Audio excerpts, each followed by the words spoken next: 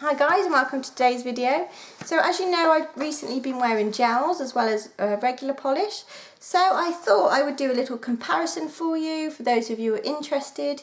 If you wanted to try gels and you wondered how they compare, things like that. I can assure you I am not turned into the world of gels. I am definitely going to be a regular polish girl.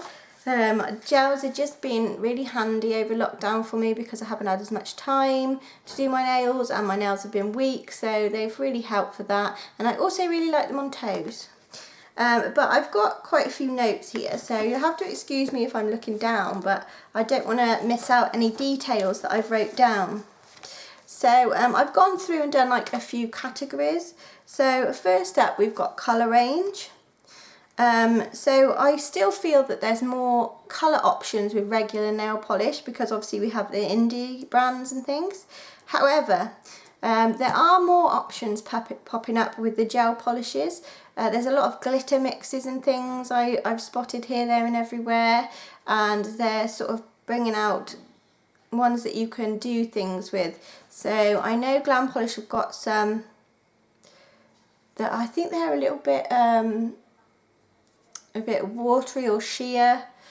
If I can find the video that I've seen them in, I'll link it down below. But yeah, so you can get some unusual ones with gels, but in general I feel that the regular polish definitely have a wider range of colour and options to choose from. Obviously with the gels you can add your own glitter or use the powders, so there is that slightly different option there with those. Staying power. Obviously gels last a lot longer. This is great, but not so much if you change your nails every couple of days. Obviously gels are meant for longer wear, so like I was saying, for me, when I know that I can't change my nails for a good week or so, then I'll most likely pop on some gels because obviously they do stay on and they don't chip, whereas my regular polish, with looking after the boys and things, it can sometimes chip quite quickly. So if I know I've got a week where I don't need to change my nail polish or I can't change my nail polish, that's when I will probably pop a gel on. They're definitely a good option for toes. They last well, they don't chip easily, they also stay really shiny, the top coat is just brilliant. So I feel for toes, especially when you're putting like shoes and stuff on, sometimes it can affect the finish, so they do stay nice and shiny. I actually used a gel top coat on my normal polish on my toes. So it was a Moonshine Mani, was it Ride or Die Protocol? I'll put a picture up here. I put a gel top coat on that one, and it was great. The only thing is you do have to leave them to dry overnight until you put the gel top coat on, because otherwise they'll bubble up. So you do have to be careful with that, but I found a good video on that as well, so check down below because there might be a few links on this one. So the next thing I wrote was cheating on your polish. I had a bit of a big thing before trying them that I'd almost be neglecting my other polish if I was to wear gels, because obviously you don't change them that often. But to be honest, I think for convenience, it's definitely the way forward, depending on your lifestyle really. Obviously your other polishes are still going to be there. I can see why some people decide that they are going to use gels rather than regular polish, but for me, I definitely love my regular polish too much to do that, so so I definitely won't be cheating on them anytime soon. Price, so this varies.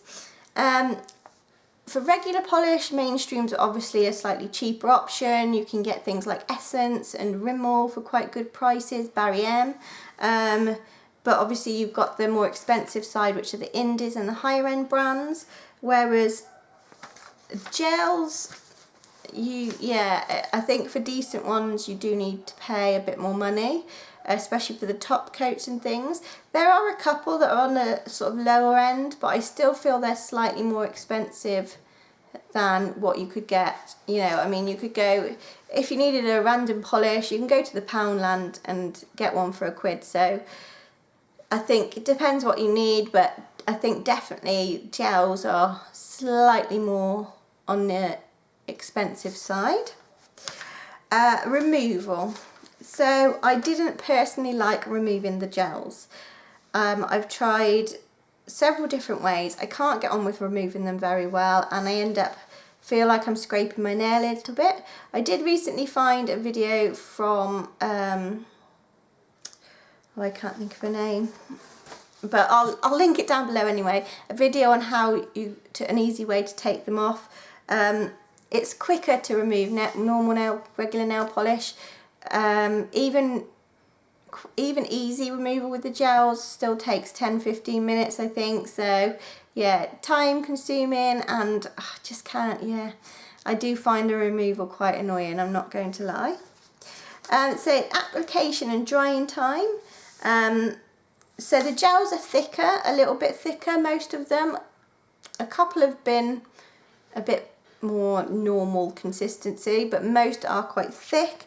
Obviously they need curing, so that does take a bit of time. However, once they're cured, they're dry. So whereas normally I do mine in the evening, I would go to bed, and sometimes they end up smudging. That wouldn't happen with the gels because they are totally dry as soon as they're done.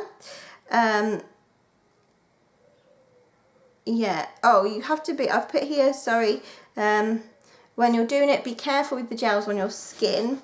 Make sure you clean it up properly, because if you've got it on your skin and you put it under the lamp, then it can burn. So it can sting a little bit. So make sure you've cleared everything up off your skin before curing your nails. So yeah, so they are time consuming, but at the same time they're not. So drying time for both, I'd say gels probably win on a slight, just because they are dry straight away. So for the next one, it's not really a category, but I've put that gels are long lasting but not a quick fix. Obviously you have to get all the equipment out and stuff, because you need the lamp, you need several different things. I feel like even though you have base coat and top coat for normal ones, I don't know, I've just felt like I had loads more stuff out when using the gels. Whereas I've put, you could quickly pop a shiny one coater on and you're good to go. So I suppose that's for a quick fix category, that is. So gels aren't really a quick fix, but regular polish can be. Brands. So what have I put here? I love it when you write stuff down and then can't read your own writing. Okay, I think what I'm trying to say is there's more regular polish available.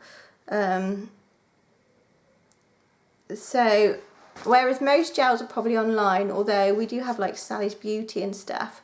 But if you go to like a drugstore, it's mainly going to be normal polishes that you see in there. So although obviously indies you'd have to go online for, but in general, if you wanted to pop somewhere and get something quick, you're more likely to get a regular polish than a gel polish. They did, however, since I've done this, I went into the factory shop and they did actually have a couple of gels in there.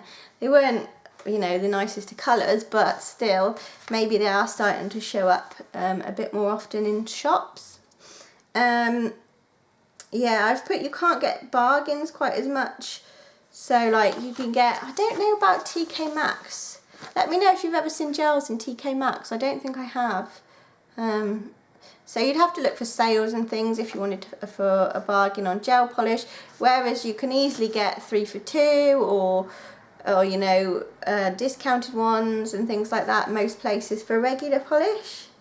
And I've put that you definitely need a top and a base coat with gels, whereas you do with with regular polish, but obviously you don't have to, whereas gels you kind of have to, apart from the new 516 ones, which are an all-in-one formula.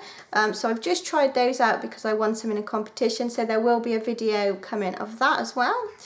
So yeah, so in general those are my opinions on gel polish versus regular polish. Let me know, do any of you use both? Do you definitely just use the one sort? Are there any other questions you might have I might be able to help you with? Check out anything that I link below because that will all be quite informative as well. Thanks so much for watching and subscribing. Don't forget to leave me a thumbs up and I'll see you next time. Bye.